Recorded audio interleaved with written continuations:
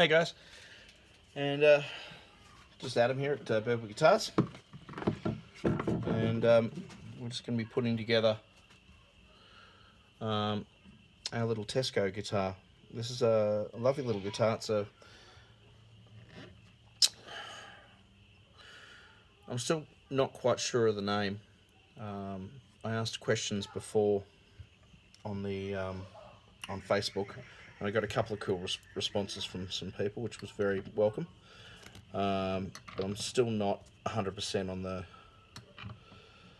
the type of guitar that it is. Either way, it's a student model. It's 23.5-inch scale length.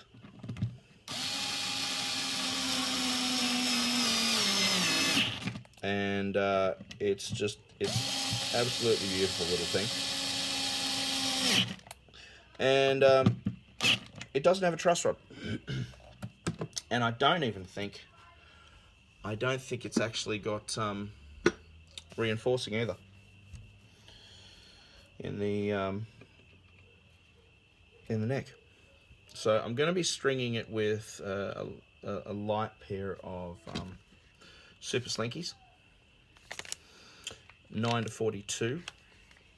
Ernie Ball do an 8 to 38, I think, but I can't bring myself to put 8s on it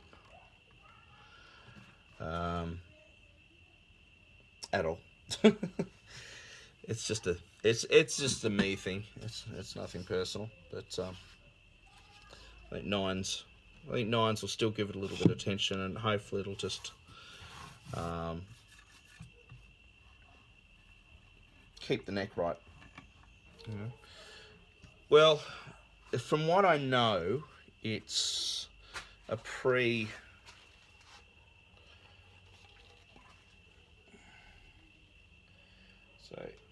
it could be pre-63. It does have a stamp on the inside there, which has a big number 3 on it, and what's possibly an A, a 1, or a 4. 0028, and then underneath it, it's got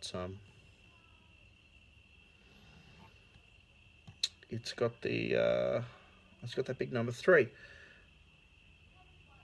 And what's relatively interesting is that it's a ply of some sort.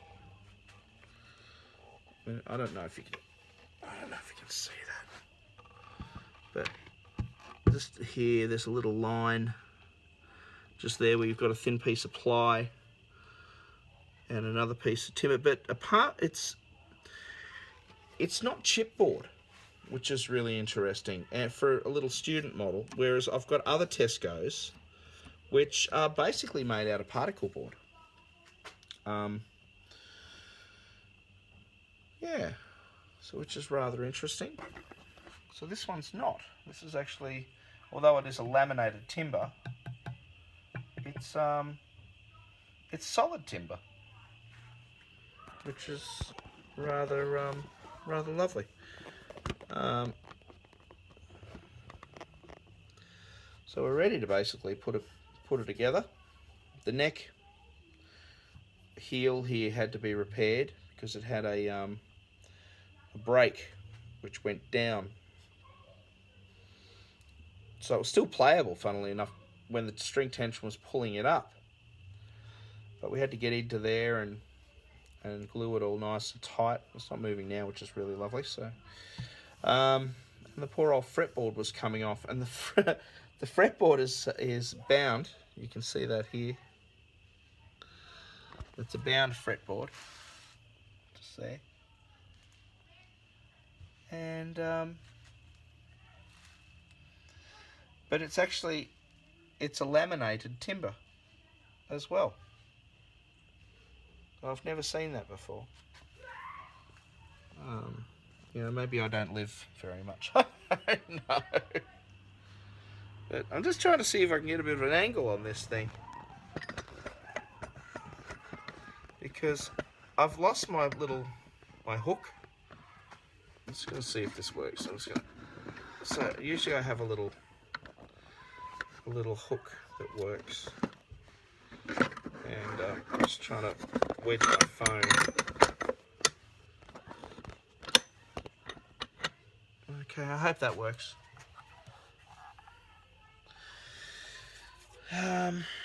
It'll need a polish. It's scuffed. I mean, I'm not going to, I don't see the sense in refinishing something like this. Firstly, it's a dollar figure. When or if I decide I want to sell it, I'm not going to invest, massive amounts of time and effort on refinishing it. And I think when you refinish something like this, and this is only personal, it's certainly not the be all and end all. I'm not the one that comes up with all the rules, that's for sure. But when you I think when you refinish this, it loses all its history. And this is the scratch plate, which is aluminium. And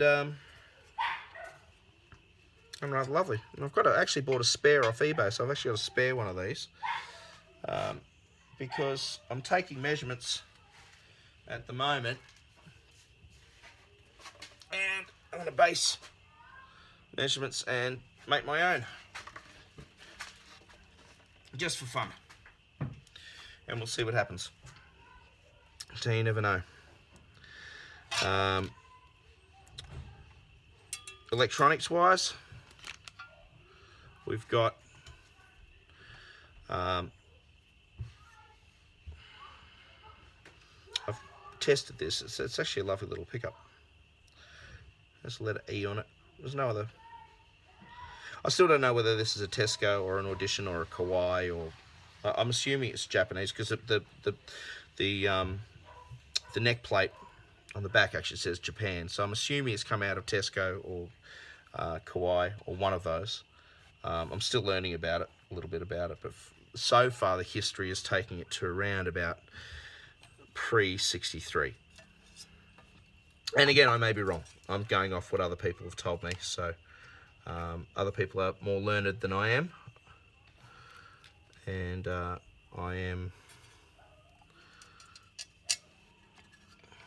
deferring to their good judgment. But I'm also carefully